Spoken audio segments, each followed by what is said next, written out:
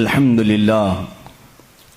لله الحنان المنان الذي خلق الإنسان وعلمه البيان والصلاة والسلام على رسوله سيد الإنس والجان وعلى آله وأصحابه ذوي الخير والإحسان أما بعد فأعوذ بالله من الشيطان الرجيم بسم الله الرحمن الرحيم قل يا أيها الناس إني رسول الله إليكم جميعا الذي له ملك السماوات والأرض لا إله إلا هو يحيي ويميت فآمنوا بالله ورسوله النبي الأمي الذي يؤمن بالله وكلماته واتبعوه لعلكم تهتدون صدق الله مولانا العظيم۔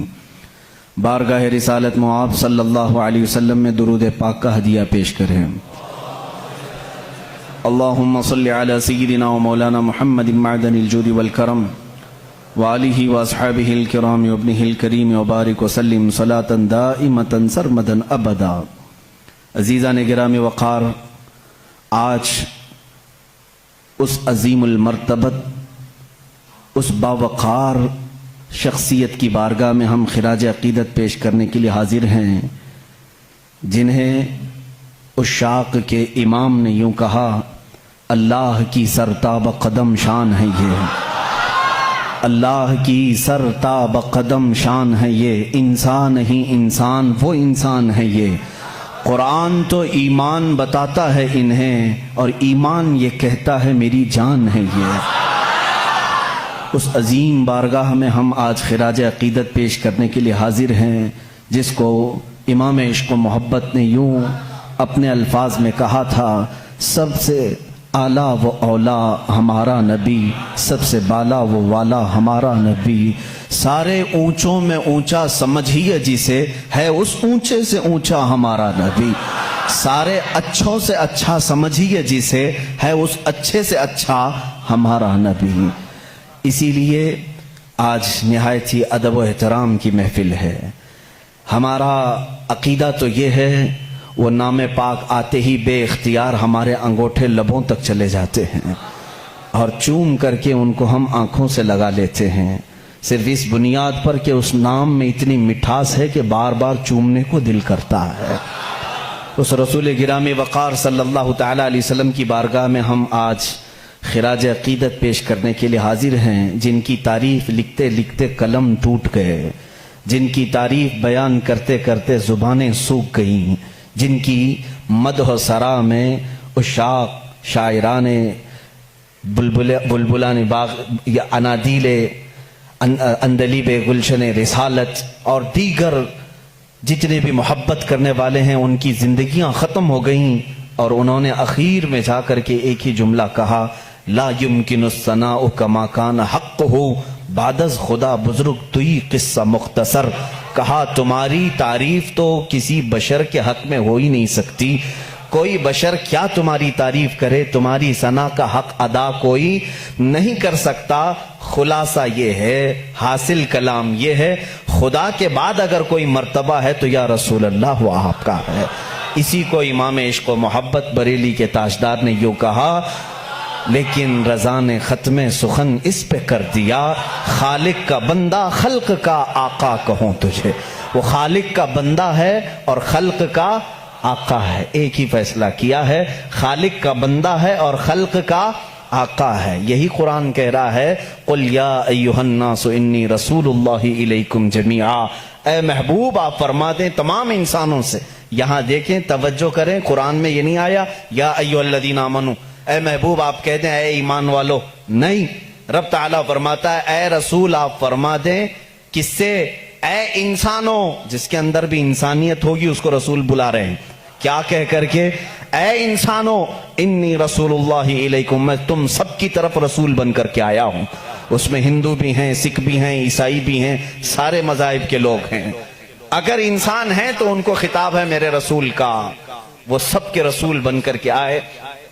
اسی کو عزیزان گرامی مداحان رسول نے یوں کہا ہے، لیکن رضا نے ختم سخن اس پہ کر دیا، خالق کا بندہ خلق کا آقا کہوں تجھے۔ اس لفظ پر توجہ رکھیں، وہ ہے خالق کا بندہ اور خلق کا آقا ہے۔ ایک جگہ پر اعلیٰ حضرت رضی اللہ تعالیٰ عنہ جا کر یوں ششدر رہ گئے، شش و پنج میں، یعنی اس کو ہم شش و پنج اس لیے میں کہہ رہا ہوں تفریح کے لیے آپ کے لیے، کہتے ہیں ایک اپنی نعت میں، ممکن میں یہ قدرت کہاں، واجب میں عبدیت کہاں، یعنی میں رسول کو خدا بھی نہیں کہہ سکتا اور عام بشر کہوں یہ بھی ان کے لیے مناسب نہیں، کیا کہوں؟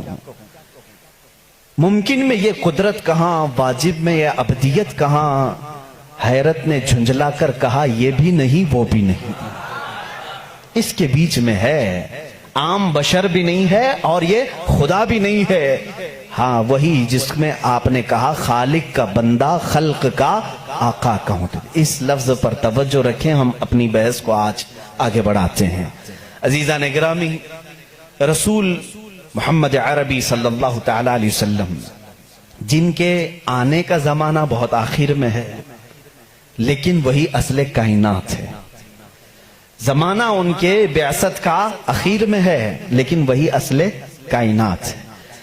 اب یہاں پر کچھ لوگوں کو مجھے سمجھا کر کے آگے بڑھنا ہوگا، جس کو اقبال نے کہا ہے وہی اول وہی آخر وہی یاسین وہی طٰہٰ وہی فرقان۔ ان کا ایک شعر ہے، طویل ہے، کہ قرآن میں جہاں یاسین آیا ہے، طٰہٰ آیا ہے یا فرقان آیا ہے، سب سے مراد یہ محمد عربی کی ذات ہے، اور وہ اول بھی ہیں اور آخر بھی ہیں۔ ایسا کیسے ہو سکتا ہے کوئی ایک شخص شروع میں بھی ہو اور آخر میں بھی؟ ایسا کیسے ہوتا ہے؟ محمد عربی صلی اللہ علیہ وسلم اول بھی ہیں آخر بھی ہیں، ایسا کیسے؟ اس کو تو بعض حدیثوں سے آپ نے سنا بھی ہوگا، میرے آقا صلی اللہ تعالی علیہ وسلم نے فرمایا بھی ہے، کنت نبیا وآدم بین الماء والطین، میں اس وقت بھی نبی تھا جب آدم علیہ السلام کو مٹی اور پانی سے گوندھا جا رہا تھا، اس وقت بھی وہ نبی تھے، وہ اول ہیں اور آنے میں آخر ہیں۔ اب یہاں پر مجھے عقلی دلیل کے اعتبار سے آپ کے سامنے، آپ کے میدان میں اترتا ہوں۔ کبھی کبھار کوئی چیز اخیر میں آتی ہے وہ اہم ہوتی ہے، کبھی پہلے ہوتی ہے وہ اہم ہوتی ہے، لیکن ایک چیز ایسی ہے وہ پہلے ہے تو بھی اہم ہے، آخر میں ہو تو بھی اہم ہے۔ وہ کیا چیز ہے؟ کسانی کرنے والے اچھی طرح سے جانتے ہیں۔ ہم مارکیٹ میں جا کر کے ایک بیج لے کر کے آئے، بیج لے کر کے آئے اور اس کو زمین میں بونا ہے، کام تو یہی ہے نا۔ زمین میں اگر بیج نہ ہو تو پودا نہیں، زمین میں اگر بیج نہ ڈالیں تو اس کی کوئی شاخ نہیں، جڑ تو لگانی پڑے گی۔ ہم بیج لے کر کے آئے، زمین میں ڈالے، یہی اصل ہے بیج، یہی اصل ہے۔ درخت کی اصل کیا ہے؟ یہ بیج ہے۔ ہم نے بیج زمین میں بو دیا، پودا نکلا، اس کے بعد بڑھتا گیا، فصلیں ہونے لگی، جب جوان ہوا تو ڈالیاں تھوڑی مضبوط ہوئیں، پھر اس کے بعد اس کی شاخیں پھیلی، پھر جوان ہوا اور بڑی عمر کا ہوا، اب اس میں پتے پھیلنے لگے، جب بڑا ہو گیا درخت تو اب اس میں پھول آئے، پھول آنے کے بعد پھر پھل آئے، اور پھر پھل کے بعد ہم نے دیکھا جو بیج زمین میں بویا تھا آخر میں پھل میں وہی بیج نکل آیا، پھر وہی بیج آیا۔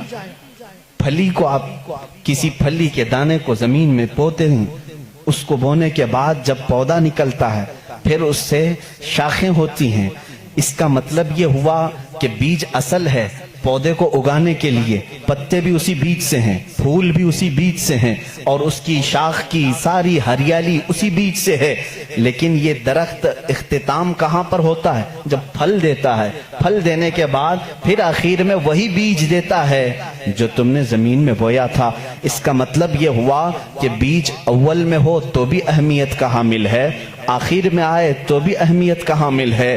اسی طرح محمد عربی صلی اللہ تعالی علیہ وسلم کی ذات ہے کہ سارے انبیاء آدم علیہ السلام سے لے کر عیسیٰ علیہ السلام تک جو سلسلہ ہے یہ اسی بیج کے شاخیں ہیں، کوئی اس میں سے پھول ہے، کوئی اس میں سے ہریالی ہے، کوئی اس میں سے اس کی پتے ہیں، اور اخیر میں آنے والا وہی محمد رسول اللہ صلی اللہ تعالی علیہ وسلم جس کو اللہ نے شروع میں ہی رکھا تھا۔ وہ اصل کائنات ہے، مقصد کائنات ہے، کائنات کی وجہ اصل ہے۔ عزیزان گرامی، اس فلسفے کو اپنے ذہن میں رکھ کر کے اب میں ایک عالمی بات کرنے کے لیے آیا ہوں۔ جب اس رسول کے بارے میں ہم اتنی بڑی بات کہتے ہیں، وہی اول ہے وہی آخر ہے، اور خدا کے بعد محمد عربی صلی اللہ علیہ وسلم اور خدا کے درمیان کوئی تیسرا مقام نہیں ہے۔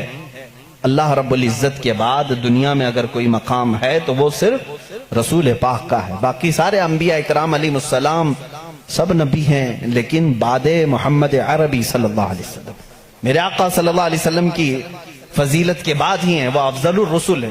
جب ہم اتنی بڑی بات کرتے ہیں تو کیا وہ رسول صرف مکہ والوں کے لیے آئے تھے؟ کیا وہ رسول صرف عربی لوگوں کے لیے تھے؟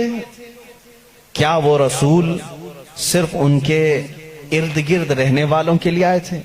نہیں میرے عزیزوں، قرآن کہتا ہے وَمَا أَرْسَلْنَاكَ إِلَّا كَافَةً لِلنَّاسِ بَشِيرًا وَنَذِيرًا، اے رسول ہم نے سارے انسانوں کے لیے آپ کو بشیر و نذیر بنا کر بھیجا ہے، سارے انسانوں کے لیے، چاہے وہ امریکہ کا رہنے والا ہو، یو کے کا ہو، افریقہ کا ہو، کسی بھی جگہ کا ہو، کسی بھی جگہ کا ہو، انسان اگر ہے تو اس انسان کی طرف میرا نبی رسول بن کر آیا ہے۔ اس رسول کا آنے کا مقصد صرف مکہ نہیں ہے، ایک علاقہ نہیں ہے، ایک شہر نہیں، ایک ملک نہیں، بلکہ وہ آفاقی رسول ہے۔ اس سے پہلے جتنے بھی رسول آئے ان کو ان کی قوم کا رسول بنا کر بھیجا گیا تھا۔ وَمَا أَرْسَلْنَا مِن رَّسُولٍ إِلَّا بِلِسَانِ قَوْمِهِ، اللہ فرماتا ہے ہم نے جس رسول کو بھی بھیجا ہے ان کو اپنی قوم کی زبان کے ساتھ بھیجا، اور ایک خاندان کے لیے بھیجا، یا کبھی ایسا ہوا کہ ایک ملک کے لیے بھیجا، ایک گاؤں کے لیے بھیجا، لیکن رسول کریم صلی اللہ تعالی علیہ وسلم کی آمد پوری کائنات کے لیے، پوری کائنات کے لیے۔ اب اس میں ایکسپشن کچھ بھی نہیں ہے۔ کائنات میں آدم علیہ السلام بھی آئے، اور ان کے بعد جتنے نبی آئے وہ بھی شامل ہوئے، اور قیامت تک پیدا ہونے والے جتنے انسان ہیں وہ سب شامل ہوئے، سب اس کائنات میں آئے۔ اب کائنات میں صرف انسانوں کے لیے ہی وہ رسول نہیں آئے، بلکہ ملائکہ کی جتنی لمبی فہرست ہے ان کے لیے بھی وہ رسول ہے، اور پھر اللہ رب العزت کے جتنی مخلوقات ہیں ان سب کے لیے بھی وہ رسول ہے۔ ایک ذات ہے اتنی تکمیل پائی ہوئی، اتنی کامل کہ اس کی تعریف بیان کرتے کرتے زبانیں سوکھ جائیں گی۔ میں اگر رسول کریم صلی اللہ تعالی علیہ وسلم کی رسالت کس کس کے لیے ہے یہ ٹاپک لے کر چلوں، شاید پتہ نہیں کتنے سالوں لگ جائیں۔ وہ تو پرندوں کے لیے بھی رسول ہیں، جانوروں کے لیے بھی رسول ہیں۔ پرندوں کے لیے کیسے رسول ہیں ایک الگ ٹاپک ہے، وہ جانوروں کے لیے کیسے رسول ہیں وہ الگ ٹاپک ہے، وہ جنات کے رسول ہیں ان میں کیا تبلیغ کریں گے ان کے لیے الگ رسول ہے، الگ ایک ٹاپک ہے۔ میرے عزیزو اتنا ہی نہیں، وہ نبیوں کے بھی رسول ہیں۔ اسی لیے تو قرآن نے چوتھے پارے میں وعدہ لیا ہے نبیوں سے، وَإِذَا أَخَذَ اللَّهُ مِيثَاقَ النَّبِيِّينَ لَمَا آتَيْتُكُم مِّن كِتَابٍ وَحِكْمَةٍ ثُمَّ جَاءَكُمْ رَسُولٌ مُصَدِّقٌ لِّمَا مَعَكُمْ لَتُؤْمِنُنَّ بِهِ وَلَتَنصُرُنَّهُ۔ قرآن کہتا ہے یہ سورہ نساء میں، اللہ سورہ آل عمران میں اللہ تعالیٰ یوں فرماتا ہے، یاد کرو اس وقت کو جب سارے نبیوں کی روحوں کو جمع کر کے اللہ نے ایک وعدہ لیا تھا۔ جتنے بھی نبی دنیا میں آنے والے تھے ان سب نبیوں کی روحوں سے اللہ نے وعدہ لیا تھا۔ کس بات کا وعدہ؟ اللہ تعالیٰ ان سب سے وعدہ لیتا ہے کہ میرا ایک آخری رسول آئے گا، اگر وہ تمہارے زمانے میں آ جائے تو تم سب کے سب اس پر ایمان لاؤ گے اور اس کی مدد کرو گے۔ لَتُؤْمِنُنَّ بِهِ وَلَتَنْصُرُنَّهُ، تم ضرور اس کی مدد کرو گے اور اس پر ایمان لاؤ گے۔ پھر کسی اور کی شریعت اس کے ہوتے ہوئے نہیں رہے گی، وہ رسول آ جائیں تو پھر ساری شریعتیں ختم ہوں گی، صرف شریعت مصطفیٰ چلے گی۔ اسی لیے تو ایک بار حضرت عمر فاروق رضی اللہ تعالیٰ عنہ تورات پڑھ رہے تھے حضور کے سامنے، حضرت ابو بکر بھی بیٹھے تھے رضی اللہ تعالیٰ عنہما، تو حضور صلی اللہ تعالیٰ علیہ وسلم کا چہرے کا رنگ بدل رہا تھا، ناراضگی کے آثار نظر آ رہے تھے۔ حضرت عمر دیکھ ہی نہیں رہے تھے، وہ پڑھے جا رہے تھے۔ تورات کس کی کتاب ہے؟ موسیٰ علیہ السلام پر اتری ہے، مقدس کتاب ہے۔ حضور اکرم صلی اللہ تعالیٰ علیہ وسلم کے اس جلال کے اثر کو صدیق اکبر رضی اللہ تعالیٰ عنہ نے بھانپ لیا۔ حضرت عمر کو انہوں نے زور سے کہا، اے عمر دیکھتے نہیں رسول کریم صلی اللہ تعالیٰ علیہ وسلم کی ناراضگی کو؟ حضرت عمر نے کتاب بند کر دی، کہا یا رسول اللہ صلی اللہ علیہ وسلم اس کتاب کی تصدیق تو ہمارا قرآن بھی کرتا ہے کہ تورات آئی تھی، جگہ جگہ قرآن میں تورات کا ذکر ہے، یہ موسیٰ علیہ السلام پر اتری تھی اور اللہ کی کتاب ہے، وہی تو میں پڑھ رہا تھا۔ رسول پاک صلی اللہ تعالی علیہ وسلم نے فرمایا اے عمر جس پر یہ کتاب اتری وہ کون ہے؟ موسیٰ علیہ السلام. اگر موسیٰ علیہ السلام بھی آج زندہ ہوتے تو وہ تورات نہیں قرآن پڑھ رہے ہوتے. ان کے پاس اس بات کے علاوہ کوئی اور دوسری گنجائش نہیں تھی کہ وہ صرف اور صرف مجھ پر ایمان لائیں اور قرآن پر عمل کریں اگر وہ زندہ ہوتے. اس کا مطلب یہ ہوا کہ یہ رسول انبیاء کرام اور رسولوں کا بھی رسول ہے. اب یہاں پر میں تھوڑی سی باتیں آپ کو الگ انداز میں لے کر کے چلوں گا تاکہ میرے مخاطب اس زمانے میں بہت دوسرے لوگ بھی ہیں. الحمدللہ ایک مسلمان اپنے نبی کونین صلی اللہ تعالی علیہ وسلم کے متعلق جان فدا کرنے کی بات کرتا ہے. یقیناً میں اگر کہوں محمد صلی اللہ تعالی علیہ وسلم, میں نے کسی سے کہا نہیں کہ چوم لو, لیکن ہمارا دل کہتا ہے کہ وہ جب نام آئے تو ہم چوم لیتے ہیں. اتنا بھی عقیدہ ہمارے پاس ہے.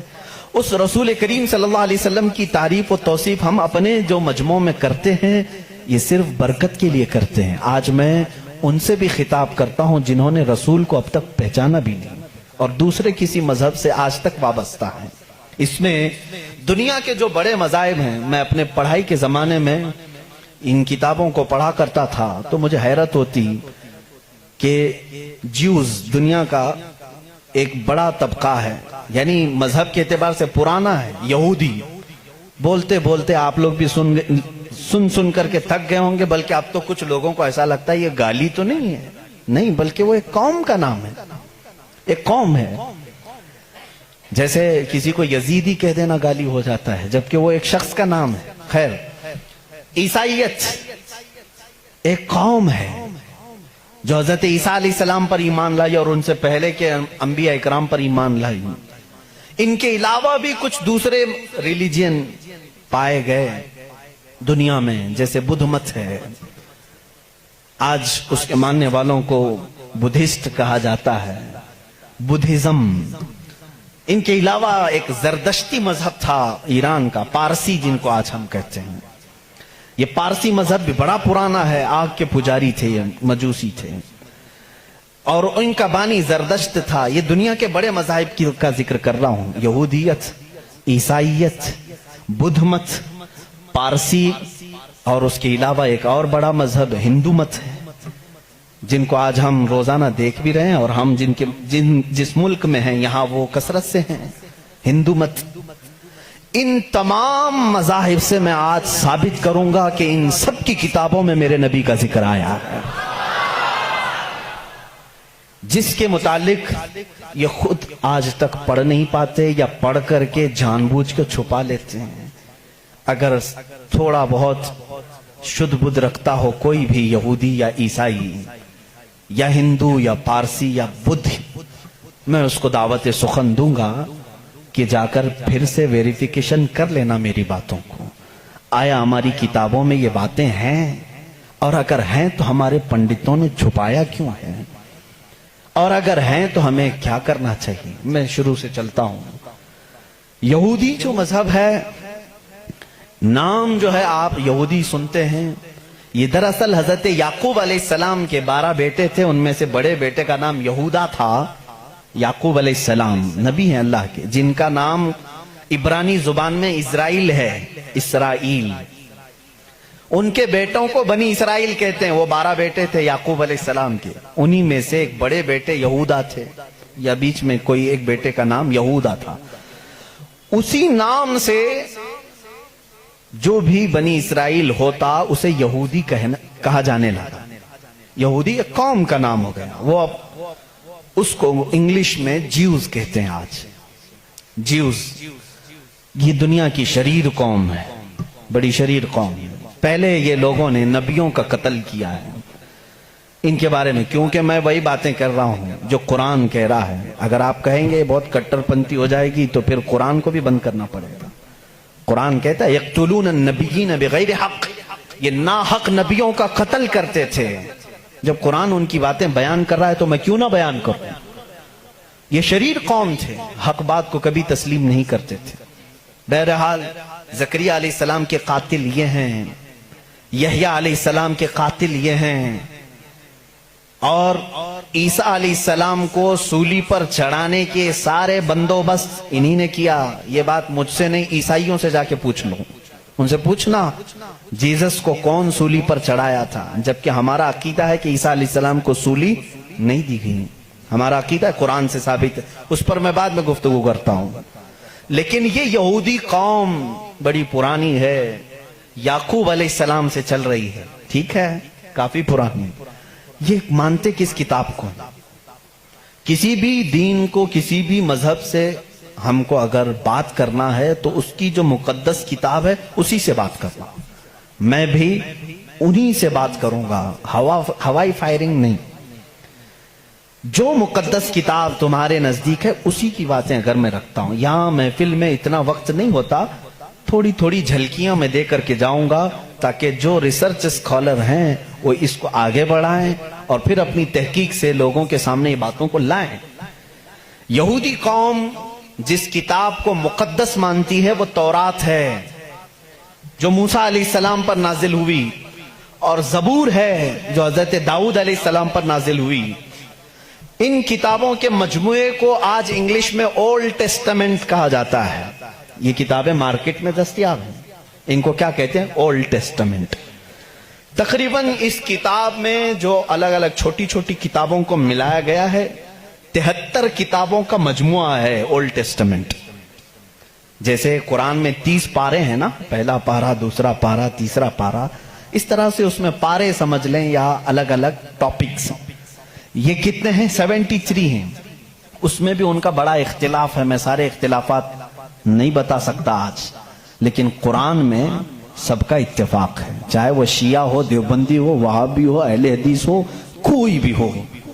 جو عقیدہ ہم رکھتے ہیں اہل سنت و جماعت کہ قرآن کے 30 پارے ہیں، سب کا اس بات پر اتفاق ہے۔ لیکن اولڈ ٹیسٹمنٹ پر سب کا اتفاق نہیں، ان میں سے کچھ مذہب 73 مانتے ہیں، کچھ 66 مانتے ہیں، 66 مانتے ہیں، کچھ لوگ 27 مانتے ہیں۔ بہرحال اولڈ ٹیسٹمنٹ میں ایک باب ہے جس کو استثناء کہتے ہیں، ایک پارے کا نام ہے، ایک کتاب کا، ایک جز کا، جس کو ڈیوٹرونومی انگلش میں کہتے ہیں۔ اس میں ایک آیت آئی ہے۔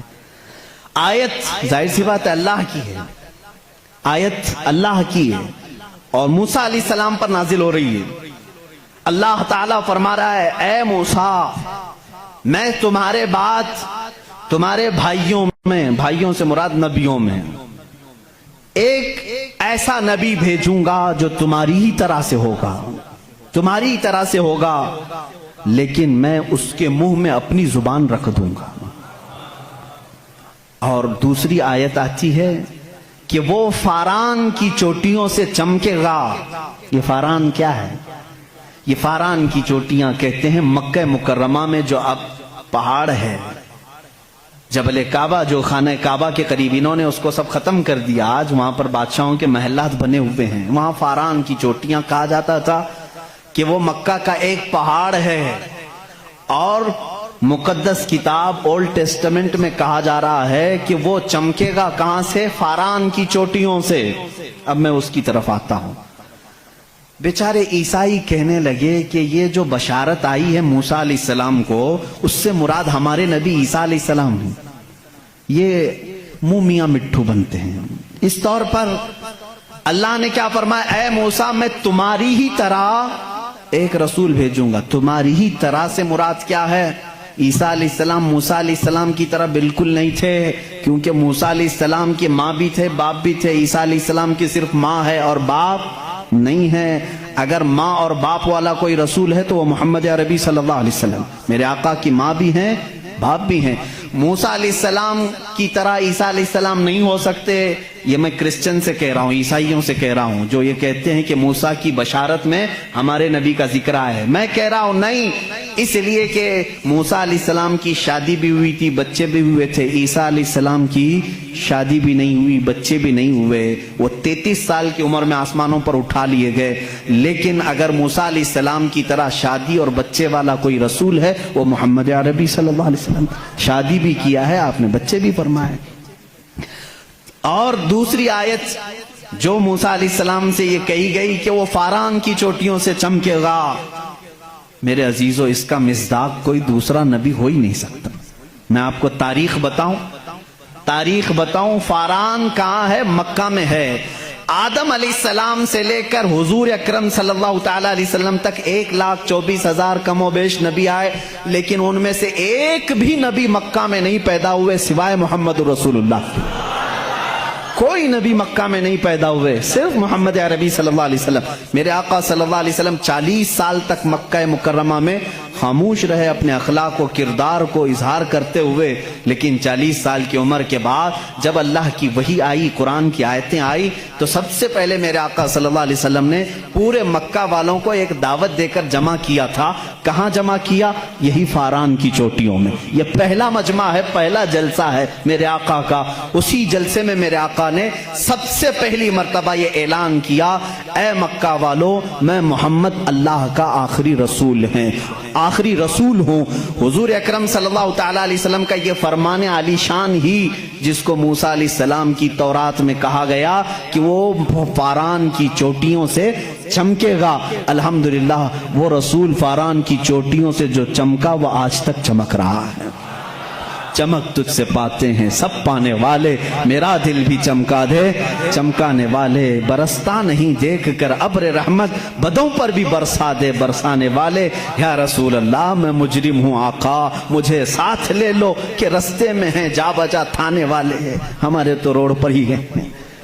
بہرحال یا رسول اللہ ہم کو اپنے ساتھ لے لیں، جا بجا ہیں تھانے والے تو سمجھتے ہوں گے، اعلیٰ حضرت نے شعر میں ذکر فرمایا۔ بہرحال ایک اولڈ ٹیسٹمنٹ کی ایک ہی بات میں نے کہی، جیوز سے یہ پوچھیں جا کر کے کہ یہ ذکر آیا ہے موسیٰ کے بعد ایک نبی آنے والے، وہ کون سے نبی ہیں؟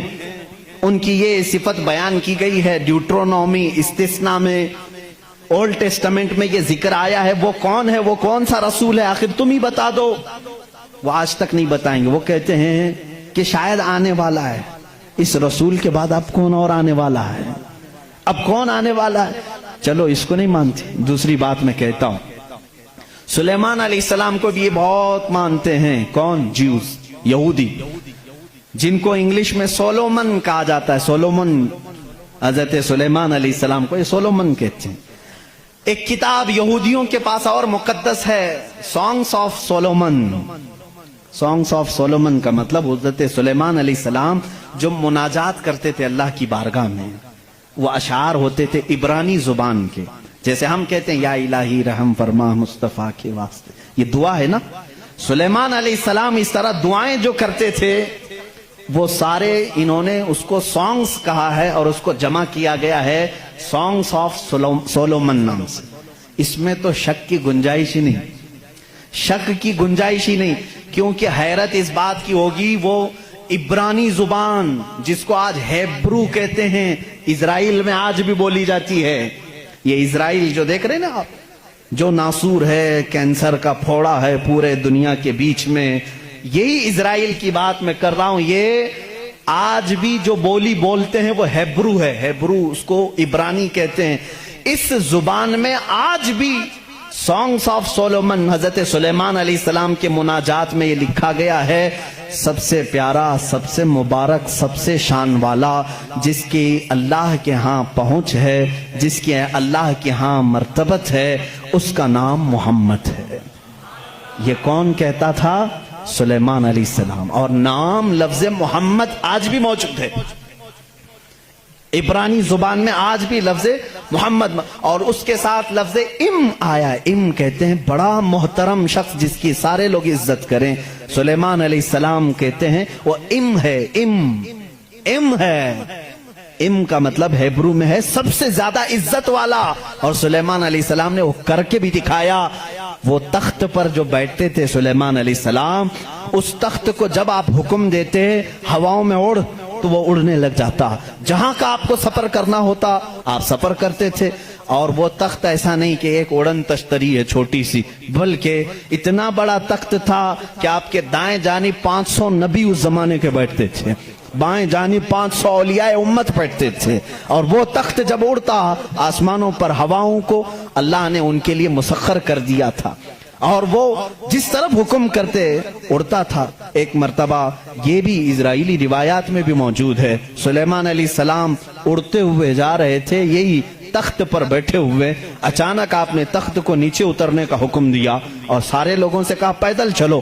تخت اٹھا کر لے جایا گیا, پیدل چلنے لگے, بہت لمبا عرصے تک, لمبی مسافت پیدل چلنے کے بعد پھر آپ سوار ہوئے, پھر سب کو سوار کر لیا, پھر ہوا کو کہا کہ اس تخت کو اڑا لے جائے فلاں سمت میں. مصاحبین نے پوچھا اتنا لمبا, یہ اتنی لمبی مسافت آپ نے پیدل چلایا, صرف ورزش کرانے کے لیے نہیں؟ سلیمان علیہ السلام نے جواب دیا میں اس لیے تخت کو نیچے اتار دیا کہ یہ وہ زمین ہے جہاں آخری نبی آنے والا ہے, وہ مدینہ طیبہ تھی, وہ رسول کریم صلی اللہ علیہ وسلم کی آخری آرام گاہ تھی, جہاں سے اوپر اڑ کر جانے کو بھی سلیمان علیہ السلام نے بے ادبی تصور کیا. اور اسی لیے وہ اپنے سانگز میں یعنی اپنے مناجات میں جو حضور صلی اللہ علیہ وسلم کے ساتھ لفظ ذکر کرتے ہیں وہ لفظ ام ہے, یعنی دنیا جس کی سب سے زیادہ احترام کرے وہ محمد عربی صلی اللہ علیہ وسلم ہے. آؤ جیوز, آؤ یہودیوں, پڑھو اس چیز کو کہ محمد عربی صلی اللہ علیہ وسلم کا ذکر سلیمان علیہ السلام نے کیا ہے, موسیٰ علیہ السلام نے کیا ہے. اب آتے ہیں, یہ تھوڑی سی جھلک ہے عیسائیوں کے اس دین میں جس کو آپ کرسچینٹی کہتے ہیں, کرسچن ہیں. ان لوگوں کا کیا دین ہے, کیا مذہب ہے, انٹروڈکشن کے لیے بڑا وقت لگ جائے گا. عیسیٰ علیہ السلام کے یہ پیروکار ہیں. عیسیٰ علیہ السلام کو یہ جیزس کہتے ہیں اور اس کو یسوع مسیح بھی کہا جاتا ہے اردو میں, جیزس. لیکن عیسائی بعد میں چل کر کے گمراہ ہوئے, شروع کے عیسائی گمراہ نہیں تھے. عیسیٰ علیہ السلام آئے دنیا میں اللہ کے رسول بن کر, اور جن لوگوں کو بھی عیسیٰ علیہ السلام نے تبلیغ کی وہ حق کی تبلیغ تھی, اللہ ایک ہے, میں اس کا نبی ہوں. لیکن بعد میں چل کر کے ہوا کیا, کچھ عیسائی گمراہ ہوئے. ان کو گمراہ کرنے والے بھی یہودی تھے. یہودی عیسیٰ علیہ السلام کو مانتے نہیں تھے, وہ گالیاں دیتے تھے. حضرت عیسیٰ علیہ السلام کے متعلق برے برے جملے کہتے تھے کیونکہ وہ بغیر باپ کے پیدا ہوئے, لیکن وہ اللہ کی مشیت تھی, حکم تھا. لیکن مریم, سیدہ بی بی مریم جن کو عذرا کہا گیا ہے, ان کو کسی مرد نے چھوا نہیں, کبھی زندگی میں چھوا نہیں, لیکن پھر بھی وہ حاملہ ہوئی, کسی مرد سے نہیں, کسی نے ان کو ٹچ نہیں کیا. اللہ رب العزت نے جبرائیل علیہ السلام کو صرف حکم دیا پھونک مارو, جبرائیل علیہ السلام نے پھونک دیا اور وہ حاملہ ہوئی. اسی لیے عیسیٰ علیہ السلام کو روح اللہ کہا جاتا ہے, روح اللہ کہا جاتا ہے, وہ اللہ کی نشانی ہے. لیکن بعد کے عیسائی گمراہ ہوئے, یہ کیا کہنے لگے, نہیں ان میں آ کر کے بھی انہوں نے ہی شرپسندی پھیلائی یہودیوں نے کہ نہیں عیسیٰ جو ہے وہ در حقیقت خدا کا بیٹا ہے, مریم خدا کی بیوی ہیں اور عیسیٰ بیٹے ہیں. اس لیے کچھ لوگ ٹرائنیٹی کے قائل ہو گئے, تثلیث جس کو کہتے ہیں, تین خداؤں کو ماننا. یہ عیسائیوں کے دین میں آ گیا, یہ تین خدا ماننے لگ گئے. ایک اللہ کو بھی مانتے ہیں, دوسرے روح مقدس کو بعض لوگ, اور بعض لوگ بی بی مریم کو خدا کہتے ہیں, تیسرے حضرت عیسیٰ علیہ السلام جیزس گاڈ کہتے ہیں, مریم کو میری کہتے ہیں, میری بھی گاڈ ہے, اور اللہ رب العزت کو یہ فادر کہتے ہیں, گاڈ فادر کہتے ہیں. بہت سارے مسلمان یہ جملہ یوز کرتے ہیں, وہ ہمارے گاڈ فادر ہیں, فلاں گاڈ فادر ہے. ہرگز نہ استعمال کریں. اللہ کو باپ کہنا اسلام میں جائز ہی نہیں. لم یلد ولم یولد, نہ اس سے کوئی پیدا ہوا نہ وہ کسی سے پیدا ہوا. ہمارا عقیدہ یہ. لیکن عیسائی بعد میں گمراہ ہوئے اور وہ تین خداؤں کا عقیدہ رکھنے لگ گئے. اب میں آ کر کے چلتا ہوں آگے. عیسائیوں کو اگر میں بتاؤں کہ تمہارے دین میں اصل بات کیا ہے جو عیسیٰ علیہ السلام کہہ گئے جو آج تم نہیں کر رہے ہو, وہ صرف یہی بات ہے. عیسیٰ علیہ السلام اپنے حواریین سے کہتے ہیں میں تمہیں ایک ضروری بات سناتا ہوں جس کو سننا ضروری ہے. اس کا حوالہ بھی میں دے دوں. یہ کہاں ہے, یہ بات کہاں ہے, کیونکہ میری باتوں کا ہو سکتا ہے ری ویریفیکیشن ہو, کراس ویریفیکیشن ہو, اور معلومات کرنے کے لیے میں آپ کو حوالہ دیتا ہوں, ریفرنس دیتا ہوں. عیسائیوں کی جو مقدس کتاب ہے اس کو نیو ٹیسٹمنٹ کہتے ہیں, بائبل بھی کہتے ہیں.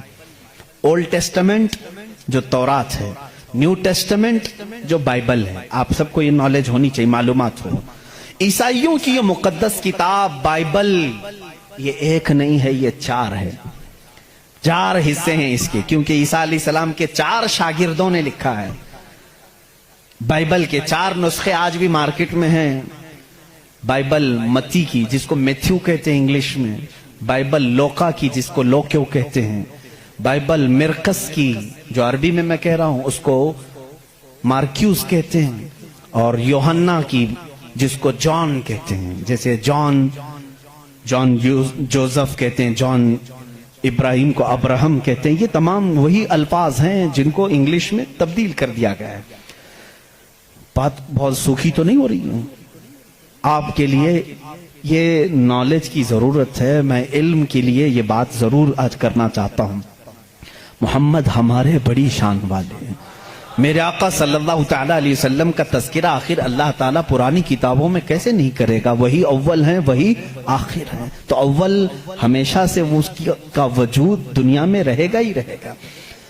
تو بائبل کے یہ جو چار نسخے ہیں، اب ان چاروں نسخوں میں سے میں سب کی بات نہیں کروں گا۔ جو بائبل یوحنا کی ہے، جس کو جان کہتے ہیں، جان جو بائبل ہے، اس کے اندر یہ تحریر ہے، یہ آیت ہے جس میں عیسیٰ علیہ السلام کہہ رہے ہیں، اے میرے حواریوں، اے میرے چاہنے والوں، میں تمہیں ایک وصیت کر کے جا رہا ہوں، وہ کرنا مجھے تمہارے لیے ضروری ہے کہ میرے بعد ایک رسول آئے گا جو تمہاری مدد کرے گا۔ لوگ مجھ پر الزام لگائیں گے، وہ میری پاکی بیان کرے گا۔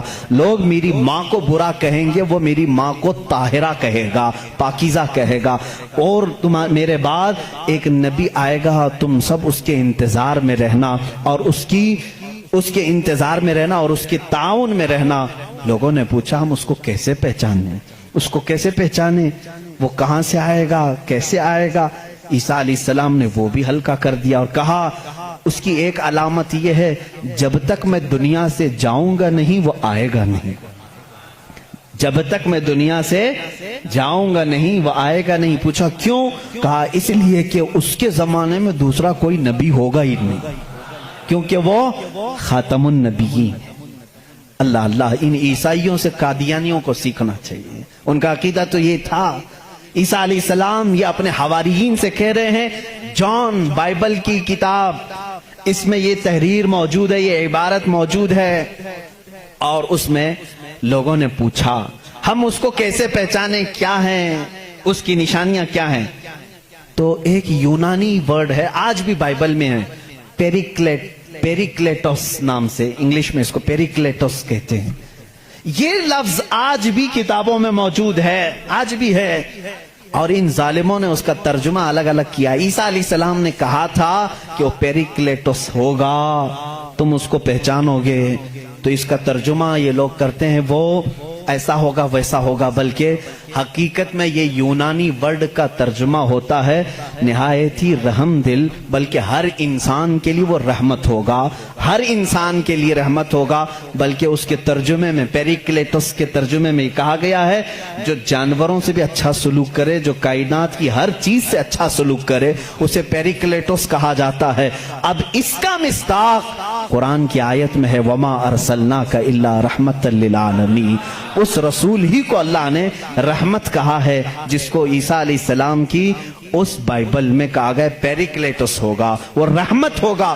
عیسائی آج بھی لوگوں کو گمراہ کر رہے ہیں، ان کے بڑے، کیونکہ اگر وہ کہہ دیں گے کہ پیریکلیٹوس رحمت والا، وہ مدینے والا ہے، تو ان کا دھندا بند ہو جائے گا۔ یہاں کون آئے گا پاؤں چومنے؟ سب کے سب پھر مدینے کا رخ کریں گے۔ اسی لیے یہ چھپاتے ہیں، لیکن ہم بتاتے رہیں گے انشاءاللہ۔ عزیزان گرامی، عیسیٰ علیہ السلام کی پاکی بیان کرنے کی بات آئی، انہوں نے کیا نشانی بتائی؟ وہ رسول آئے گا، میری پاکی بولے گا، مجھ پر الزام لگائیں گے اور میری ماں کو گالیاں دیں گے تو وہ اسے طاہرہ کہے گا۔ آؤ میں آپ کو حضور صلی اللہ تعالیٰ علیہ وسلم کے زمانے تک پوری ہسٹری بتا دوں، 550 سال کی۔ عیسیٰ علیہ السلام کے ساتھ ہوا کیا؟ جب آپ 33 سال کی عمر کے تھے، یہودی دشمنی پر آ گئے اور ایسی دشمنی کیے کہ آپ کو قتل کرنے کا منصوبہ بنا کر آپ کے گھر کے ارد گرد آ گئے، یروشلم میں، جہاں یہ آج جا کر کے اس کو اپنی کیپٹل سٹی بنا رہے ہیں۔ عیسیٰ علیہ السلام کو وہاں پر انہوں نے گھیر لیا، رات کے وقت عیسیٰ علیہ السلام اکیلے تھے اپنے گھر میں، اپنے شاگردوں کو جو جو تعلیم دینی تھی سب دے کر کے بھیج دیا، اور حضرت عیسیٰ علیہ السلام نے کہہ بھی دیا تھا اب میں تم سے ملاقات نہیں کروں گا، کیونکہ انہیں بھی پتا تھا کہ اب کیا ہونے والا ہے۔ رات کے وقت یہودی گھر کے اطراف جمع ہیں، اس کے بعد ایک یہودی کو انہوں نے بھیجا کہ جا اندر دیکھ کر کیا عیسیٰ ہے کہ نہیں ہے۔ وہ اندر گیا، میرے رب کی حکمت دیکھیں، اللہ تعالیٰ نے عیسیٰ علیہ السلام کو اسی وقت آسمانوں پر اٹھا لیا، اور جو اندر آیا تھا اس کو عیسیٰ علیہ السلام کی شکل دی تھی۔ جو ڈھونڈنے آیا تھا عیسیٰ علیہ السلام کی آدھی شکل، چہرے سے لے کر یا پیٹ تک کی شکل اس کو اللہ نے دے دی۔ اب بہت دیر تک وہ باہر نہیں آیا، تو باہر جو قتل کے منصوبے سے کھڑے تھے انہوں نے کہا اس کا کیا انتظار کریں، حملہ کرو، حملہ کرو، دھاوا بول دو۔ گھر پر سب گھس گئے، اندر آئے تو جوش میں ہوتے، جیسے آتنکی جوش میں ہوتے ہیں، انہیں پتہ ہی نہیں رہتا کس کو مار رہے ہیں کس کو جلا رہے ہیں۔ یہ اندر آئے، دیکھا پلنگ پر عیسیٰ کی شکل ہے علیہ السلام، اس کو پکڑا اور قید کر کے لائے، اسے مارا اور لا کر کے سولی پر چڑھا دیا، اس کو پھانسی دے دی۔ کس کو پھانسی دی ہے اب سب کو معلوم ہونا چاہیے، یہ عیسائیوں کو بھی معلوم نہیں تھا، یہودیوں کو بھی معلوم نہیں تھا کس کو پھانسی دی، کیونکہ یہ بتانے کے لیے اب کوئی نبی ہی تو آنا چاہیے ہوا کیا تھا، اندر گھر میں ہوا کیا تھا کون بتائے گا۔ یہودی جلدی سے پکڑ کر لا کر پھانسی تو دے دیے، لیکن بعد میں ان کو خود کو ٹینشن ہونے لگا کہ ہم نے عیسیٰ کو پھانسی دی تو ہمارا آدمی کہاں گیا، جس کو چیکنگ کے لیے بھیجا تھا وہ غائب بھی ہو گیا، وہ کہاں گیا، اور اگر یہ ہمارا آدمی ہے، کیونکہ نیچے سے ہمارا ہی دکھ رہا ہے، پیروں تک اللہ نے بدلا نہیں تھا، آدھی شکل اللہ نے عیسیٰ علیہ السلام کی دی تھی، نیچے سے دیکھنے میں تو یہ ہمارا ہی لگ رہا ہے، اور یہ اگر ہمارا ہے تو پھر عیسیٰ کہاں گئے۔ اسی ٹینشن میں معلوم ہے 500 سال گزر گئے، اس ٹینشن میں 500 سال گزر۔ اب بیچارے عیسائیوں کو یہ بھی نہیں معلوم تھا، عیسائیوں کو کون بتائے گا، کیونکہ عیسیٰ علیہ السلام کے بعد سے لے کر ہمارے نبی تک بیچ میں کوئی نبی نہیں آئے، کوئی نبی نہیں آئے۔ عیسیٰ علیہ السلام کو آسمانوں پر جب اٹھا لیا گیا تب سے تاریخ شروع ہوئی، جو آج ہم تاریخ میں بیٹھے ہوئے ہیں 2021 میں، یہ 2021 سے پہلے کا واقعہ ہے۔ اب تاریخ وہاں سے شروع ہوئی، ٹھیک 570 سال گزر چکے تھے، عیسیٰ علیہ السلام کو آسمانوں پر اٹھا لیا گیا، جھگڑے چلتے رہے عیسائیوں کے اور یہودیوں کے، یہ ان کو قتل کرتے تھے وہ ان کو قتل کرتے تھے، کئی بار بیت المقدس کو لوٹا گیا، کبھی عیسائی وہاں پر قابض ہوتے تھے کبھی یہودی قابض ہوتے تھے، کیونکہ عیسائیوں کے لیے بھی مقدس تھا یہودیوں کے لیے بھی مقدس تھا، لڑائیاں چلتی رہتی تھی۔ وہ عیسیٰ علیہ السلام کو گالیاں دیتے تھے اور ان کو کہتے تھے کہ وہ فلاں سے پیدا ہوا فلاں سے پیدا ہوا، بی بی مریم کو زنا کی تہمت لگاتے تھے۔ عیسائی صفائی دیتے رہتے تھے، نہیں وہ اللہ کی طرف سے آئے تھے، بعد میں پھر ان کا بھی بگڑ گیا عقیدہ، نہیں اگر یہ بار بار کہہ رہے ہیں کہ عیسیٰ کے باپ نہیں تھے، کیسے ہو گئے، تو عیسائی بولنا شروع کر دیا ان کا باپ تو اللہ ہی تھا، خدا ہی تھا۔ تو یہ ان سے بچنے کے لیے اسی ٹینشن میں 550 سال چلے گئے، پھر میرے آقا صلی اللہ تعالیٰ علیہ وسلم تشریف لائے۔ جب مدینہ طیبہ میں آئے تو ان لوگوں کے جھگڑے دیکھے، مدینے میں عیسائی بھی تھے یہودی بھی تھے، اور حیرت کی بات میں آپ کو بتاؤں، مدینے میں عیسائی بھی تھے یہودی بھی تھے۔ کیوں تھے یہ لوگ پہلے سے یہاں پر؟ بڑا طویل واقعہ ہے، یہ گاؤں بھی نہیں تھا، شہر بھی نہیں تھا، کچھ بھی نہیں تھا، مدینہ کچھ بھی نہیں تھا۔ ایک بار یمن کا بادشاہ وہ حج کے لیے آیا تھا خانہ کعبہ کا طواف کرنے کے لیے، اس کے ساتھ 700 علماء تھے۔ کتنے؟ 700 علماء تھے۔ وہ جب واپس جا رہا تھا تو وہ علماء جو تورات بھی جانتے تھے انجیل بھی جانتے تھے، انہوں نے ساری علامتیں میرے نبی کے آنے کی پڑھ لی تھی، انہوں نے زمین کو دیکھا اور پہچان لیا، کہا وہ آخری رسول جو آئیں گے وہ اسی زمین پر آئیں گے، کیونکہ ہماری کتابوں میں لکھا گیا ہے عرب کے صحرا میں ایک چٹیل میں ایک زمین ایسی ہوگی جو پہاڑوں سے گھری ہوگی اور درخت کھجوروں کے کثرت سے ہوں گے، وہاں ہریالی ہوگی، اس کے بیچ میں وہ رسول آخری زمانے میں آئے گا۔ ان لوگوں نے پہچان لیا یہی زمین ہے، تو وہ عیسائی اور یہودی جو علماء تھے وہ 700 علماء بادشاہ کے ساتھ جانے سے منع کر دیا، انہوں نے کہا ہم یہیں رہیں گے اور اس نبی کا انتظار کریں گے۔ وہ جب آئیں گے ہم ان کے انتظار میں رہیں گے. تو مدینہ بسایا گیا تھا کس کے لیے؟ میرے نبی کے انتظار میں. اس سے پہلے وہاں آبادی نہیں تھی، کوئی آبادی نہیں، اور بسایا ہی نہیں یہودیوں نے. یہودی ہی انتظار میں آ کر کے مدینے میں رہے.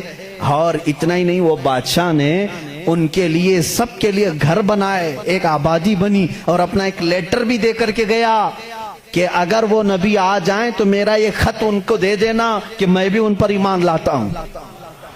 اس واقعے کو کئی سو سال گزر گئے لیکن وہ خط محفوظ تھا. جب رسول کریم صلی اللہ علیہ وسلم مدینہ ہجرت کر کے آئے تو آپ سب کو معلوم ہے، میں طوالت میں نہیں جاتا، تفصیل میں نہیں جاتا، حضور پاک صلی اللہ علیہ وسلم کو ہر کوئی اپنے گھر بلا رہا تھا. حضور نے کیا فرمایا؟ میری اونٹنی پر چھوڑ دو، یہ جہاں بیٹھے گی وہاں میں قیام کروں گا. اونٹنی کہاں بیٹھی؟ حضرت ابو ایوب انصاری کے گھر پر. اسی صحابی کے گھر کیوں بیٹھی؟ حضور صلی اللہ تعالیٰ علیہ وسلم اس گھر میں مہمان ہوئے حضرت ابو ایوب انصاری کے. روایت یہ ملتی ہے کہ دوسرے ہی دن ابو ایوب کے پاس، انصاری رضی اللہ تعالیٰ عنہ کے پاس، وہ لیٹر موجود تھا جو بادشاہ نے دیا تھا. وہ خط موجود تھا جو کئی سو سال پہلے بادشاہ دے کر گیا تھا. وہ ان کی اولادوں میں چلتا آ رہا تھا اور وہ حضرت ایوب علیہ السلام، ابو ایوب انصاری رضی اللہ تعالیٰ عنہ کے تک پہنچا اور وہ حضور صلی اللہ تعالیٰ علیہ وسلم کی خدمت میں پہنچا. میرے عزیزو، ان عیسائیوں نے اور یہودیوں نے مدینہ بھی بسایا میرے نبی کے انتظار میں، لیکن جب وہ رسول حقیقت میں آ گئے تو انہوں نے کیا کیا؟ ایمان لانے سے انکار کر دیا. نہیں مانے، کیونکہ اس وقت دھندا زوروں پر تھا. لوگوں کو جو بیوقوف بنانے کا دھندا ہے وہ بابا گیری میں بہت زیادہ تھے. عیسائی بھی اور یہودی بھی لوگوں کو پاگل بنانا، ان سے پیسے ایٹھنا، یہ کاموں میں مصروف تھے. اگر وہ نبی کی طرف لوگوں کو کہہ دیں یہی آخری رسول ہے، یہاں کیسے چلے گا پھر کام؟ اس لیے وہ انکار کر گئے. اب میں آپ کو بتاتا ہوں عیسیٰ علیہ السلام نے جو کہا تھا حواریین سے، وہ رسول آئے گا، میری پاکی بولے گا اور بی بی مریم کو طاہرہ کہے گا جب لوگ ان پر الزامات لگا رہے ہوں گے. میرے آقا صلی اللہ تعالیٰ علیہ وسلم جب مدینہ تشریف لائے تو دیکھا یہودی اور عیسائی آپس میں لڑتے ہیں، یہ ان کو تانا مارتے ہیں، وہ ان کو تانا مارتے ہیں. کسی کو حقیقت کا علم ہی نہیں تھا. آخر ان کو سولی دی گئی یا قتل کیا گیا، کیا ہوا کسی کو نہیں معلوم تھا. پہلی مرتبہ میرے آقا صلی اللہ علیہ وسلم پر قرآن کی آیت آئی. اللہ رب العزت نے فرمایا بل رفعہ اللہ الیہ. یہ لوگ آپس میں جھگڑتے ہیں، ان کو یہودی کہتے ہیں ہم نے سولی پر چڑھا دیا، پھانسی دے دی. عیسائی کہتے ہیں نہیں، وہ غائب ہو گئے ہیں، آئیں گے. اے نبی آپ فرما دیں، نہ عیسائی صحیح کہہ رہے ہیں نہ یہودی صحیح کہہ رہے ہیں، بلکہ اللہ نے عیسیٰ کو آسمانوں پر اٹھایا ہے. میرے آقا صلی اللہ علیہ وسلم نے سب سے پہلی مرتبہ یہ بیان کیا اور پھر یہودیوں سے کہا اے یہودیوں، تم ہرگز بی بی مریم کی طرف انگلی نہ اٹھانا، اس لیے کہ وہ بتول ہیں، وہ عذرا ہیں، انہیں کسی بشر نے چھوا تک نہیں. عیسیٰ علیہ السلام جو پیدا ہوئے وہ اللہ کی نشانی ہے. اب مجھے بتاؤ، عیسائیوں کے اوپر 500 سال سے یہ غلاظت ڈال رہے تھے. کون؟ یہودی. 500 سال سے گالیاں دے رہے تھے. ان عیسائیوں کو احسان ماننا چاہیے میرے رسول پاک کا. میرے رسول کریم صلی اللہ تعالیٰ علیہ وسلم نے سیدنا عیسیٰ علیہ السلام کی طہارت بیان کی کہ وہ اللہ کے بیٹے نہیں ہیں، وہ پاکیزہ ہیں، وہ اللہ کی مخلوق ہیں. اور دوسری طہارت بیان کی سیدہ بی بی مریم کی کہ وہ پاکیزہ ہے، طاہرہ ہے، بتول ہے، عذرا ہے. اب عیسائیوں کو یہ تسلیم کرنا چاہیے کہ ہم کو یہودیوں کے ان الزامات سے اگر کسی نے بچایا ہے تو وہ محمد رسول اللہ ہے. عیسائیوں کی کتاب میں یہ ساری چیزیں موجود ہیں میرے عزیزو. اب یہاں پر بات بہت زیادہ ہے، میں آپ کو مختصر لے کر کے جا رہا ہوں. دنیا کے جو بڑے مذاہب ہیں، جو بڑے ریلیجین ہیں، ان میں سے یہودی بھی ہیں، عیسائی بھی ہیں. تیسرے نمبر پر اگر میں بدھ مت کا ذکر کروں، بدھا جس کو گوتم بدھ کہتے ہیں، اس دین کا بانی، اس دین کا فاؤنڈر، اس دین کا موجد گوتم بدھ. اس کی تعلیمات، اس کی کتابیں آج بھی موجود ہیں. کتابیں جو دساتیر کہلاتی ہیں، گوتم بدھ کی کتابوں میں اخلاق زیادہ سکھائے گئے ہیں، تصوف زیادہ سکھائے گئے، دنیا سے کنارہ کشی زیادہ سکھائی گئی ہے. جیسے آج بھی گوتم بدھ کے ماننے والے یہ کہتے ہیں. عیسائیوں میں جس طرح فرقے ہوئے، اسی طرح بدھ مت میں بھی فرقے ہوئے. اس میں سے جیسے کچھ ننگے رہنے والے، کچھ لوگ کپڑے پہننے والے، کچھ پوری دنیا کو چھوڑنے والے، کچھ دنیا میں سے تھوڑا چکھنے والے، سب طرح کے ہوئے. لیکن گوتم بدھ کی جو تعلیمات تھی وہ دنیا سے کنارہ کشی کے لیے تھی. گوتم بدھ دنیا کا ایک بڑا اس زمانے میں پیروکار جس کے رہے ہوں ایسا شخص تھا. اب اس کی ایک کتاب جو اس کے ایک شاگرد نے لکھی ہے، اس کی تعلیمات کو جمع کیا ہے، جس کو کہتے ہیں چکاوتی سننا، یہ کتاب ہے. اس کتاب میں گوتم بدھ تعلیم دے رہا ہے. کہتا ہے کہ اے میرے چاہنے والوں، اے میرے مریدوں، اے میرے شاگردوں، سنو میں تمہیں ایک بڑی بات بتاتا ہوں. کہا میں ایک ہی بدھا نہیں ہوں، دنیا میں ایک بہت بڑا بدھا آئے گا. بدھا کہتے ہیں پاکیزہ اور مقدس آدمی کو. مقدس آدمی کو بدھا اس زبان میں کہا جاتا ہے. ایک اور بڑا بدھا آئے گا اور وہ تبلیغ کرے گا. اس کی تبلیغ شروع میں بھی عروج پر ہوگی اور جب پھیلے گی تو ہزاروں کی تعداد میں ہوگی. اس نے کہا جس طرح میرے شاگرد سینکڑوں میں ہیں، اس کے شاگرد لاکھوں میں ہوں گے. بدھا نے کہا گوتم بدھ عیسیٰ علیہ السلام سے بھی 700 سال پہلے کا ہے. 700 سال پہلے عیسیٰ علیہ السلام سے. میں تو عیسیٰ علیہ السلام کا ذکر کر چکا ابھی. گوتم بدھ کی تعلیمات میں یہ ہے. کتاب آج بھی ہے چکاوتی سننا جس کا میں ذکر کر رہا ہوں، جس میں ایک لفظ اس نے کہا کہ ایک شخص آئے گا جو لوگوں کے دلوں کو بدل دے گا، لوگوں کو برے اخلاق سے نکالے گا، وہ شراب کو منع کرے گا اور وہ لوگوں کی جانوں کو بچائے گا، وہ عورتوں کی عزت کرے گا اور وہ نہایت ہی حسین و جمیل ہوگا. یہ سب الفاظ موجود ہیں. اس کے شاگردوں نے پوچھا اب وہ آئے گا تو ہم اس کو کیسے پہچانیں؟ اس نے بھی ایک لفظ کہا. اس نے کہا وہ مائتریا ہوگا. یہ وہی الفاظ میں بیان کر رہا ہوں، تھوڑے خشک ہیں، اس کو سمجھ لیں آپ، اس لیے کہ میری تقریر وہ لوگ بھی سنیں گے تو وہ چیک کریں گے. مائتریا ہوگا. گوتم بدھ کہتا ہے وہ آئے گا، وہ اس کو مائتریا کہیں گے. مائتریا کہیں گے. مائتریا کا اب لفظ کا ترجمہ نکالنا پڑے گا کہ کیا ہے یہ، حقیقت میں اس کا معنی کیا ہے. مائتریا کا جب عربی میں ٹرانسلیٹ کیا گیا تو اس کو کہا گیا رحمت للعالمین. اس نے کہا اس کو کہا جائے گا مائتریا. مائتری کا مطلب ہوا سارے جہانوں کے لیے جو رحمت ہوگا. مجھے بتاؤ میرے عزیزوں، سارے جہانوں کے لیے رحمت میرے نبی کے علاوہ کون بن کر آیا؟ قرآن کہتا وما ارسلناک الا رحمت للعالمین. اے محبوب ہم نے آپ کو سارے جہانوں کے لیے رحمت بنا کر کے بھیجا ہے. گوتم بدھ نے پھر جو نشانیاں بتائی ہیں وہ حیرت کی ہیں، حیرت کی ہیں. اس کا ایک خادم تھا انندا نام سے. اس خادم کو لے کر کے وہ ہمیشہ چلتا تھا اور اس کی وہ بڑی حفاظت کرتا تھا انندا. اور سری لنکا کی زمین پر یا کسی اور علاقے میں اس نے انندا نے پوچھا کہ تم جس مائتریا کا ذکر کرتے ہو کہ بڑا بدھا آئے گا، اس کی کچھ نشانیاں بھی تو بتاؤ. تو اس نے کہا گوتم بدھ نے کہ مجھے جہاں تک معلوم ہوتا ہے جس طرح تو میرا انندا ہے اسی طرح وہ مائتریا کا بھی ایک خادم ہوگا جو اسے کندھوں پر بٹھا کر کے ایک غار تک لے جائے گا. اور دوسرے کچھ الفاظ میں اس کی تشریح بعض لوگوں نے کہا وہ حضرت انس رضی اللہ تعالیٰ عنہ ہیں جو حضور صلی اللہ علیہ وسلم کے خادم تھے، ہمیشہ حضور کے ساتھ رہتے تھے، ہر جنگ میں حضور کے ساتھ تھے، ڈیفنس کے لیے رہتے تھے حضرت انس رضی اللہ تعالیٰ عنہ. بہرحال اس نے پھر پوچھا انندا نے گوتم بدھ سے کہ بدھا اس کی اور کچھ نشانیاں بتاؤ کہ جب وہ آئے گا تو کیسا ہوگا. تو اس نے کہا کہ وہ پیدا ہوگا تو صبح ہو رہی ہوگی، وہ پیدا ہو رہا ہوگا صبح ہو رہی ہوگی. جس سہانی گھڑی چمکا طیبہ کا چاند. میرا نبی کس وقت دنیا میں آیا ہے؟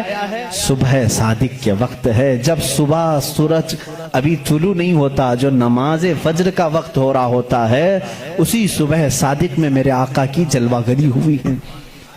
یہ ان کی کتابوں سے. میں پہلے اب یہاں پر ایک بات اس کو واضح کر دوں، سپشٹ کر دوں اس چیز کو ان کی زبان میں کہ ہمیں ہماری نبی کو پہچاننے کے لیے کسی دوسرے دین کی ضرورت نہیں.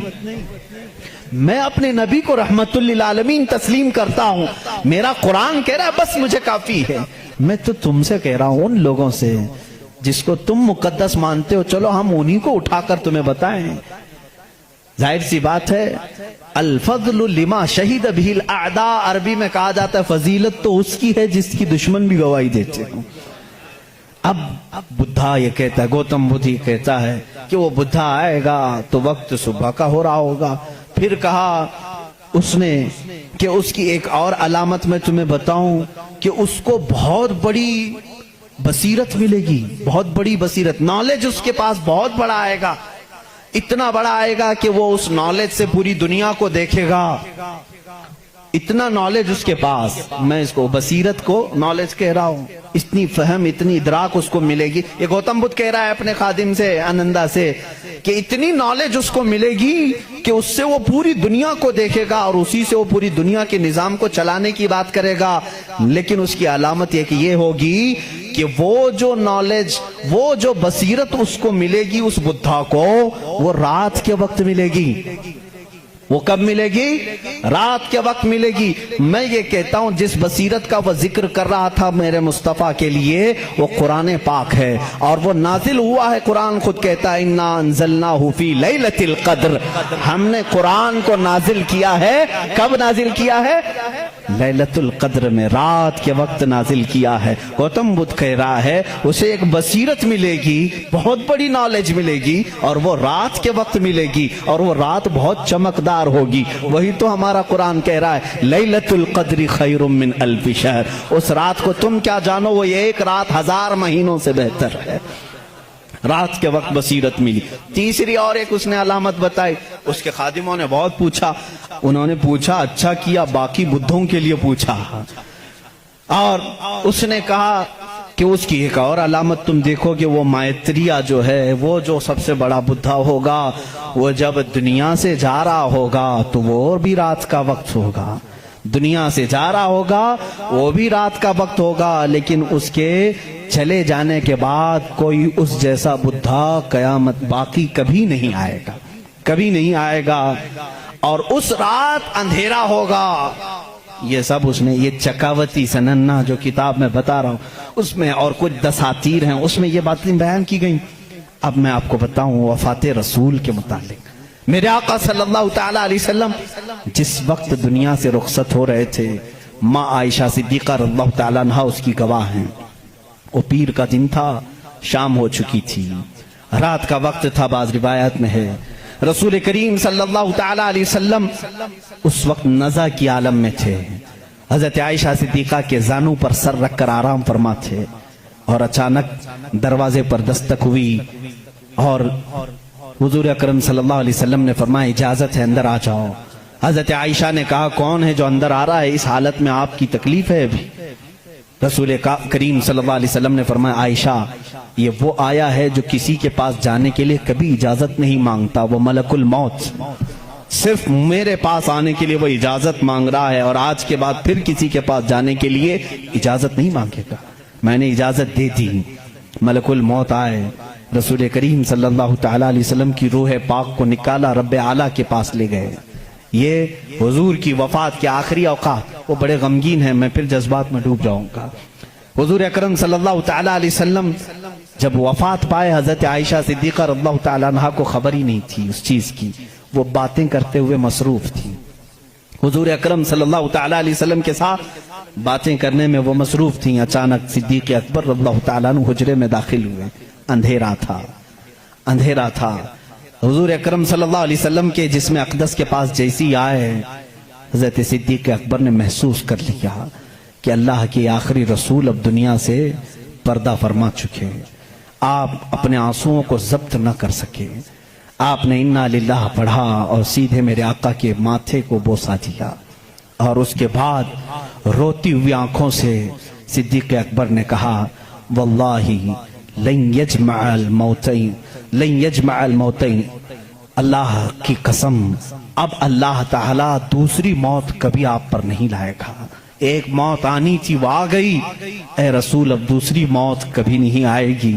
حضرت عائشہ نے یہ سن کر کے فوراً استعجاب کا اظہار کیا، وہ کہتی ہیں اس وقت تک انہیں احساس نہیں ہوتا کہ یہ آقا رسول کریم صلی اللہ تعالی علیہ وسلم دنیا سے پردہ کر چکے ہیں۔ حضرت عائشہ کو انہوں نے اٹھایا، میرے آقا صلی اللہ تعالیٰ علیہ وسلم کے جسم ناز کو جب انہوں نے سلایا، جانتے ہو یہ وہ رات تھی، یہ وہ رات تھی۔ حضرت عائشہ کہتی ہیں میرے حجرے میں حضور کا یہ آخری دن تھا، لیکن سوئے اتفاق کہ اس رات میرے گھر میں چراغ جلانے کے لیے تیل بھی نہیں تھا، چراغ جلانے کے لیے تیل بھی نہیں تھا۔ یہ روایت مشہور ہے۔ جس رات رسول کریم صلی اللہ علیہ وسلم کی وفات ہوئی وہ اندھیری رات تھی، اور اندھیرا کیوں نہ ہو جب سورج غروب ہو جائے، جب آفتاب غروب ہو جائے تو اندھیرا کیسے نہ ہو۔ لیکن میرے عزیزوں اس بات کو میں یہاں بتانا چاہتا ہوں، بدھوں کی کہ بدھزم میں یہ بات بتائی گئی۔ گوتم بدھ نے یہ خود کہا کہ وہ مائتریا آئے گا تو روشن ہوگا، جب وہ جا رہا ہوگا تو نہایت ہی اندھیرا ہوگا، روشنی نہیں ہوگی، لیکن اس کا چہرہ چمک رہا ہوگا۔ عزیزان گرامی مجھے بتاؤ جتنی علامتیں اس نے بتائی ہیں یہ میرے نبی کے علاوہ کس کی ذات میں پائی جاتی ہیں؟ اور بھی دیگر مذاہب ہیں دنیا کے، وقت نکل گیا۔ زردشتی مذہب جو مجوسی ہیں ان کی بھی کتاب ہے زندہ وسطہ نام سے، یہ فارسی کے لوگ تھے، ایرانی الاصل تھے، آگ کی پوجا کرتے تھے، ان کی کتاب میں بھی لکھا ہے، پارسیوں کی کتاب میں لکھا گیا ہے کہ ایک نبی آئے گا جو عرب میں پیدا ہوگا، وہ آگ کو بجھا دے گا اور کعبے کی طرف سارے لوگوں کے منہ کو موڑ دے گا۔ اس نے کہا اس وقت تک لوگوں کا قبلہ کعبہ نہیں تھا، بیت المقدس کی طرف منہ کر کے پڑھتے تھے۔ زندہ وسطہ کتاب یہ پارسیوں کی کتاب ہے جس میں یہ زردشتی مذہب کو مانتے ہیں، وہ اس میں بشارت دی گئی ہے ایک نبی آئے گا، عرب میں پیدا ہوگا، آگ کو بجھا دے گا اور سارے لوگوں کا منہ کعبے کی طرف پھیر دے گا۔ مجھے بتاؤ کعبے کی طرف کسی اور نبی نے نہیں پھیرا، بلکہ مصطفیٰ کریم صلی اللہ تعالیٰ علیہ وسلم جب مدینہ طیبہ تشریف لائے اس وقت بھی لوگوں کا قبلہ بیت المقدس تھا، بیت المقدس قبلہ تھا۔ حضور صلی اللہ علیہ وسلم 17 مہینے تک بیت المقدس کی طرف منہ کر کے نماز پڑھاتے رہے مدینہ طیبہ میں۔ ایک علاقہ ہے آج بھی وہاں جہاں آج مسجد قبلتین بنی ہوئی ہے، وہاں میرے آقا صلی اللہ علیہ وسلم ظہر کی نماز پڑھا رہے تھے، 2 رکعت ہو چکی تھی۔ بیت المقدس اس طرف ہے، خانہ کعبہ اس طرف ہے، دونوں اپوزٹ سائیڈ میں ہیں۔ بیت المقدس کی طرف منہ کر کے میرے آقا امام ہیں، نماز پڑھا رہے ہیں، پیچھے صحابہ کی صفیں، 2 رکعت ہوئی تھی۔ حضور کے دل میں یہ خیال آنے لگا کاش ہمارا چہرہ کعبے کی طرف ہوتا تو اچھا ہوتا۔ بیت المقدس بھی افضل ہے لیکن کعبہ وہ ہے جہاں میرے آقا کی ولادت ہوئی ہے۔ میرے آقا کا آبائی وطن حضور کعبے سے نہایت محبت کرتے تھے۔ اگر ہمارا قبلہ ہمارے چہرے کا رخ اس طرف ہوتا تو زیادہ اچھا ہوتا۔ یہ دل میں خیال کر کے میرے آقا آسمان کی طرف یوں دیکھ رہے تھے، کب؟ نماز کی حالت میں۔ 2 رکعت ہو چکی ہے، دوسرے پارے کا پہلا صفحہ ہے۔ رب تعالیٰ نے اسی وقت جبرائیل کو آیت دے کر بھیجا، فَلَنُوَلِّيَنَّكَ قِبْلَةً تَرْضَاهَا۔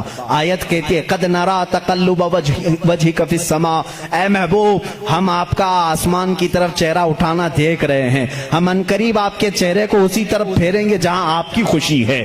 اتنی آیت ہی نہیں آئی، اتنی آیت نہیں آئی، اس کے فوراً بعد اسی آیت میں جبرائیل امین یہ آیت لے کر کے آئے، فَوَلِّ وَجْهَكَ شَطْرَ الْمَسْجِدِ الْحَرَامِ۔ اے نبی دیر کس بات کی، اثر میں نہیں، ابھی آپ اپنا چہرہ کعبے کی طرف فرمائیں۔ خانہ کعبہ کی طرف سارے لوگوں کا قبلہ بدل گیا۔ دیکھو اس رسول کی 2 رکعت بیت المقدس کی طرف ہوئی، آپ پھر گئے، صحابہ پھر پیچھے حضور کے آ گئے، بلکہ ایک روایت میں حضور صلی اللہ علیہ وسلم چل کر کے آگے آئے، آپ امام تھے اور صحابہ پھر صفیں اسی طرح سے۔ وہ نماز نہ ٹوٹی نہ چھوٹی نہ پھوٹی، حالانکہ اس نماز میں رد و بدل ہوا، 2 رکعت اس طرف پھر کر کے، 2 رکعت اس طرف پھر کر کے۔ ہم اگر پھریں گے تو نماز ٹوٹ جائے گی، وہ صحابہ کی نماز ٹوٹی نہیں، اس لیے کہ اس میں درس ہے۔ نماز تو اصل وہی ہے جو فرمان مصطفیٰ کے تابع ہو، رسول جس طرف رخ کرے۔ اور صحابہ کا یہ مذہب بھی تھا۔ کچھ صحابہ بیان کر رہے ہیں، بخاری شریف کی حدیث ہے، مسلم میں حدیث ہے، ایک صحابی سے پوچھا گیا حضور اکرم صلی اللہ تعالیٰ علیہ وسلم ظہر اور عصر کی نماز میں کچھ پڑھتے تھے کہ نہیں پڑھتے تھے؟ سری نماز ہے نا، قرات تو نہیں ہوتی تھی، لیکن حضور امام ہوتے وہ خود بھی خاموش کھڑے ہوتے یا پڑھتے تھے؟ یہ بڑا عجیب سوال ہے نا. اب ظہر کی نماز میں حضور کچھ پڑھتے بھی تھے کہ نہیں پڑھتے تھے؟ سب امام خاموش رہتے ہیں، لیکن آپ نے کبھی پوچھا امام صاحب آپ خاموش تو ہیں، سیدھے منہ بند کر کے کھڑے رہتے ہیں یا کچھ آپ ہلکے ہلکے میں پڑھتے ہیں؟ صحابہ سے کسی نے پوچھا، کچھ صحابہ نے کہا نہیں حضور پڑھتے ہیں. سنائی تو کسی کو نہیں دیتا تھا. اس صحابی سے پوچھا گیا کیسے معلوم حضور نماز میں پڑھتے ہیں؟ کہتے ہیں حضور اکرم صلی اللہ علیہ وسلم کی داڑھی ہلتی ہوئی ہم نماز میں دیکھتے تھے. حضور پاک کی داڑھی ہلتی تھی، اس کی علامت ہے کہ حضور کچھ تلاوت کرتے تھے. اب اس صحابی سے پوچھو آپ کا چہرہ کس طرف ہوتا تھا؟ آپ کا چہرہ کس طرف ہوتا تھا؟ نماز تو قبلے کی طرف منہ کر کے پڑھی جاتی ہے، آپ حضور کا چہرہ دیکھ رہے تھے، داڑھی ہلتی ہوئی دیکھ رہے تھے. وہ صحابی کی زبان سے بھی وہی ان کی روح پکارے گی جو اعلیٰ حضرت نے کہا ہے، حاجیو آؤ شہنشاہ کا روزہ دیکھو، کعبہ تو دیکھ چکے کعبے کا کعبہ دیکھو. غور سے سن تو رضا، کعبے سے آتی ہے صدا، میری آنکھوں سے میرے پیارے کا روزہ دیکھو. کعبے کا وہ کعبہ ہے، صحابہ اکرام دیکھتے تھے. تو میں یہاں پر بات یہ کر رہا تھا، زرتشتی مذہب میں، پارسیوں کے مذہب میں جو کتاب ان کی مقدس ہے جس کو زندہ وسطہ کہتے ہیں، اس میں یہ بشارت انہوں نے دی ہے ایک نبی آئے گا، ایک شخص آئے گا، عرب میں پیدا ہوگا، آگ کو بجھا دے گا اور سارے لوگوں کا منہ پھیر کر کے کہاں کرے گا؟ کعبے کی طرف کر دے گا. انہوں نے جو کہا تھا وہ صحیح کہا تھا. وہ رسول محتشم صلی اللہ علیہ وسلم تشریف لائے، اور جس وقت میرے آقا تشریف لائے تھے ایران میں 1000 سال سے آگ جل رہی تھی، اچانک بجھ گئی. آگ بجھ گئی. سارے کاہن اس دن پریشان تھے، اس آگ کو کبھی ہم نے بجھنے نہیں دیا تھا، آج کیسے بجھ گئی؟ وہی دن تھا 12 ربیع الاول کا، جب کسریٰ بادشاہ کے محل میں دراڑ پڑ گئی. جس محل کے بارے میں اس کا چیلنج تھا کہ اس کو دنیا کی کوئی طاقت گرا نہیں سکتی، وہ آج بھی موجود ہے عراق کے ایک شہر مدائن میں. لوگ کہتے ہیں کسریٰ کا محل، ہم دیکھنے کے لیے بھی گئے ہیں کئی مرتبہ. اس میں بیچ میں سے ایک دیوار ایسی ٹوٹی ہے کہ اندر سے آدمی جا آ سکتا ہے، اتنی بڑی دراڑ ہے. بادشاہ اس محل میں بیٹھتا تھا، وہ ٹوٹی کیسے پھٹی کیسے. اس نے بھی بلایا سارے نجومیوں کو، یہ کیا ہو گیا اچانک؟ کسی نے ہتھوڑا بھی نہیں مارا لیکن یہ ٹوٹ گئی. ایران میں ان سارے لوگوں نے بلایا، آگ 1000 سال سے نہیں بجھی تھی، آج کیسے بجھی؟ کسی نے پانی بھی نہیں ڈالا. دونوں جگہ جو نجومی جمع ہوئے تھے سبوں نے ایک ہی جواب دیا. ایرانیوں کو، پارسیوں کو یہ کہا آگ کوئی پانی ڈال کر کے نہیں بجھایا، کوئی تو ایسا پیدا ہوا ہے جو اب آگ کے لیے خطرہ ہوگا، آگ اس کے لیے ٹھنڈی ہو جائے گی، اور وہ آگ کے پجاریوں کے لیے ایک بڑا مسیحا بن کر کے، ان کے لیے دین کا ایک مبلغ بن کر کے آئے گا، ان کو آگ کی عبادت سے نکالے گا اور وہ کسی خدا کی عبادت کے لیے لے جائے گا. اس دن نجومیوں نے انہیں کہا. اور ادھر عراق میں کسریٰ نے جب بلا کر کے میٹنگ لی، کیوں دیوار کٹی، کیوں دیوار ٹوٹی، اس سے بھی انہوں نے کہا ہتھوڑا تو کسی نے نہیں مارا، لیکن ایسا لگتا ہے کہ دنیا میں کوئی ایک بچہ ایسا آیا ہے جو پورے لوگوں کے دلوں کو تبدیل کرنے والا ہے. ہم نے پڑھا ہے کہ اس کے آتے ہی عجیب و غریب باتیں ہوں گی. میرے عزیزوں، پارسیوں کی کتابوں میں واقعات موجود ہیں. اسی لیے اعلیٰ حضرت نے فرمایا جس دن وہ رسول پیدا ہوئے تھے ایران کی آگ بجھ گئی، کسریٰ کے بادشاہ کا محل تڑک گیا، دیوار میں شگاف آ گیا، چر گئی. تو اے میرے لوگوں، اے میرے سنی بھولے بھالے مسلمانوں، تم اس دن کو ہلکا کیوں سمجھتے ہو؟ حشر تک ڈالیں گے ہم پیدائش مولا کی دھوم، حشر تک ڈالیں گے ہم پیدائش مولا کی دھوم، مثل فارس نجد کے قلعے گراتے جائیں گے. بات تو سمجھ میں آ گئی ہوگی نا.